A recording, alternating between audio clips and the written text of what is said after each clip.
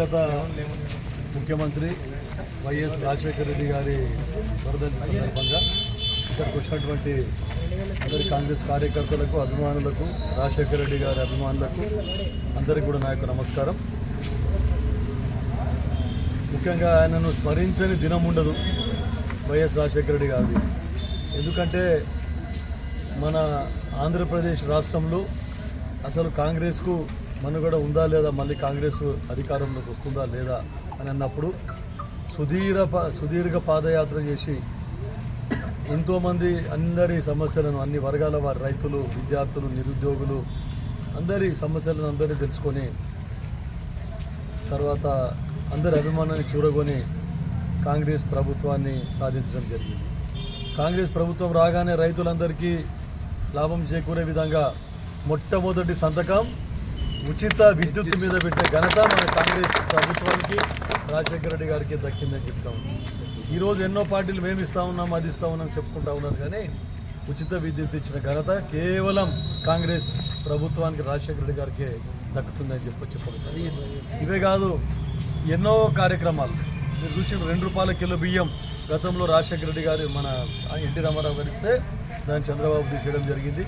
దాని తర్వాత రాజశేఖర రెడ్డి గారు మళ్ళీ ఒకసారి ఎలక్షన్ మేనిఫెస్టోలో లేకున్నా కూడా అందరికీ లాభమయ్యే విధంగా ₹2 కిలో బియ్యం ఇవ్వడం జరిగిందని చెప్పి చెప్తాం.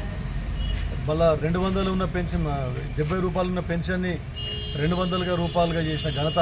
ఆ రోజుల్లో అదే 200 ఎక్కువ, ఈరోజు 2000 ఇచ్చినా కూడా అసలు ఎంపీకి సరిపోతలేదు. ఆ రోజు ఉన్న ద్రవ్యోల్బణం పై నుండి ₹200 ఆ పెన్షన్ పెంచిన ఘనత కూడా రాజశేఖర రెడ్డి గారికి దక్కింది. ఆ రోజు కుటుంబంలో భార్యకు, భర్తకు ఎంతమంది వృద్ధులు ఉంటే అంతమంది కూడా ఇవ్వడం జరిగింది. ఇదొకటే కాకుండా పారిశ్రామీకరణ కూడా చేయడం జరిగింది ఎన్నో.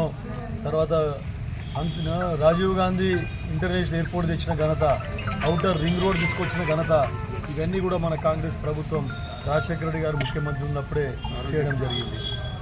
తర్వాత బీదోళ్లకు వైద్యం గురించి ఆరోగ్యశ్రీ కూడా తీసుకొచ్చింది. ఎందుకంటే ఆరోగ్యశ్రీ తీసుకురావడం కూడా రాజశేఖర రెడ్డి గారి ఘనత, కాంగ్రెస్ పార్టీ ఘనత అని చెప్పి చెప్తా ఉన్నాం. తర్వాత మళ్ళా మైనార్టీ సోదరులకు అందరికీ 5% రిజర్వేషన్లు ఇవ్వడం జరిగింది. కాంగ్రెస్ పార్టీ తరఫున మనం చట్టం పాస్ చేసి, చట్టం పెట్టి 5% రిజర్వేషన్లు ఇవ్వడం జరిగింది.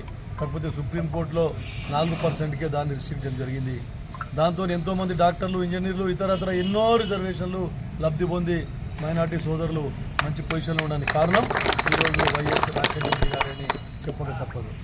ఇక ఎన్నో ఈరోజు రేపు ఎన్నో కళ్ళబొల్లి మాటలు చెప్పి ఎన్నో ప్రభుత్వాలు గతంలో గత 10 సంవత్సరాల్లో సోనియా గాంధీ గారు మన మిగులు బడ్జెట్ రాష్ట్రంగా తెలంగాణ రాష్ట్రాన్ని సపరేట్ రాష్ట్రంగా ఏర్పాటు చేస్తే 10 సంవత్సరాలు పరిపాలించి 20 సంవత్సరాలు వెనక్కి నెట్టేసి 7.5 లక్షల కోట్ల అప్పుగా చేసిన గత ప్రభుత్వాలు ఇచ్చిన హామీలు ఒక్కటి కూడా నిలబెట్టుకోలేదు.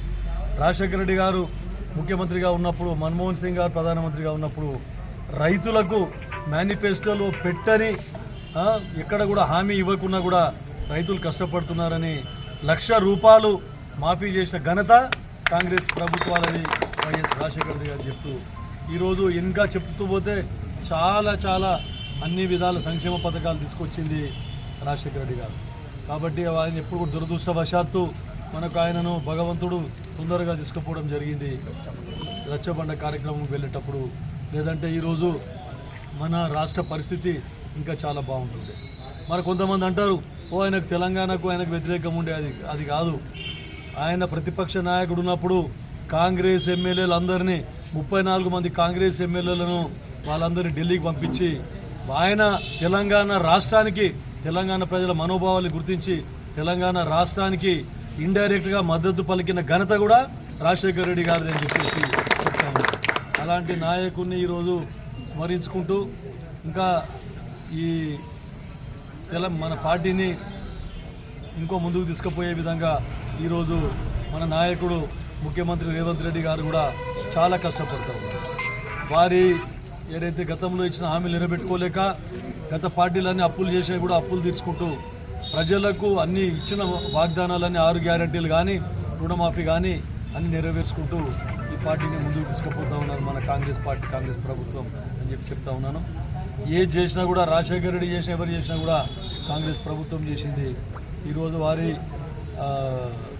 వర్ధంతి సందర్భంగా మరొకసారి వారందరికీ వారి కుటుంబ సభ్యులకు అందరికీ కూడా భగవంతుడు ఆయురారోగ్య ఐశ్వర్యాలు మనశ్శాంతి ప్రసాదించాలే, రాజశేఖర రెడ్డి గారి ఆత్మకు కూడా శాంతి చేకూరాలని చెప్పేసి కోరుకుంటూ మీ అందరికీ ఇక్కడికి వచ్చినందుకు, ఈరోజు వర్ధంతి సందర్భంగా వచ్చినందుకు మీకు అందరికీ కూడా ధన్యవాదాలు.